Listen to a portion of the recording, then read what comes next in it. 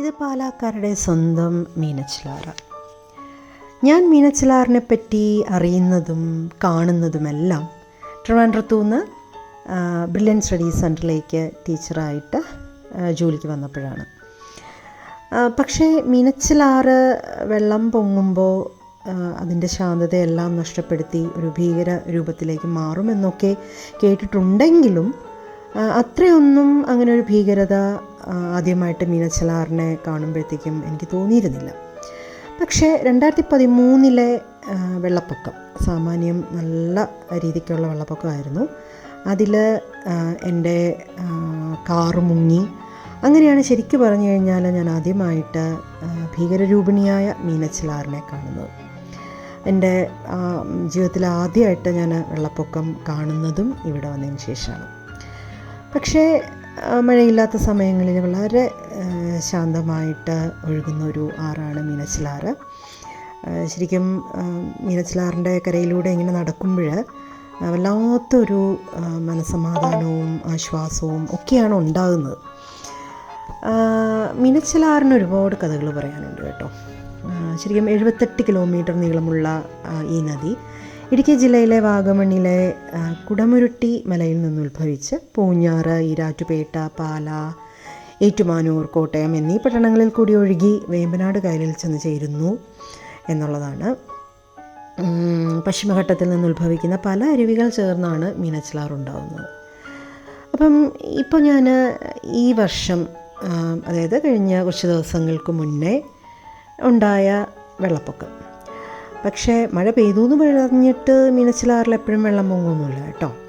ഉരുൾ പൊട്ടുമ്പോഴാണ് ശരിക്കും മീനച്ചിലാർ ഇതുപോലെ ഇങ്ങനെ കരകവിഞ്ഞ് ഒഴുകുന്നത്. ഇപ്പോൾ പക്ഷേ ഞാൻ മനസ്സിലാക്കുന്ന ഒരു കാര്യം, പാലക്കാർക്ക് ഈ വെള്ളപ്പൊക്കം ഒരു ഉത്സവ പ്രതീതിയാണ് കേട്ടോ. അതായത് ആൾക്കാർ പുറത്തിറങ്ങി വെള്ളപ്പൊക്കം കണ്ടു രസിക്കുക, കുട്ടികൾ ഉൾപ്പെടെയുള്ള ആൾക്കാർ ഇതിനെ ഭയങ്കരമായിട്ട് എന്താ പറയുക, ഒരു ശരിക്കും ഉത്സവം എന്നുള്ള രീതിയിൽ തന്നെ ഒരു ആഘോഷമാക്കി മാറ്റുക ചെയ്യുന്നത്. എല്ലാവരും കൂടെ ചെറിയ വള്ളമൊക്കെ, ഈ വെള്ളം പൊങ്ങുന്ന സ്ഥലങ്ങളിലെ വീടുകളിലൊക്കെ ചെറിയ ചെറിയ വള്ളങ്ങളുണ്ട്. അപ്പോൾ അതിലൊക്കെ ഇങ്ങനെ കയറി കുട്ടികൾ ഉൾപ്പെടെ ആണ് കേട്ടോ ഇങ്ങനെയൊക്കെ വള്ളത്തിലൊക്കെ പോയി അവരൊക്കെ അങ്ങ് എൻജോയ് ചെയ്യുക ചെയ്യുന്നത്.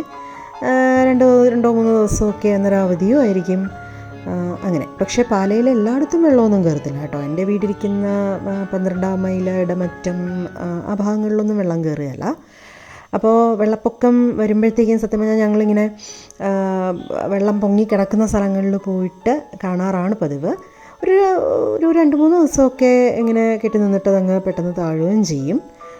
വലിയ പ്രശ്നങ്ങളും ഒന്നും പാല ടൗണിൽ ഈ വെള്ളം പോകുന്നതുകൊണ്ട് വലിയ പ്രശ്നങ്ങളായിട്ടൊന്നും, വലിയ ഭീകരമായിട്ടുള്ള പ്രശ്നങ്ങളൊന്നും അങ്ങനെ റിപ്പോർട്ട് ചെയ്ത് കേട്ടിട്ടില്ല. ഞാൻ കേട്ടിട്ടില്ല, കണ്ടിട്ടുമില്ല.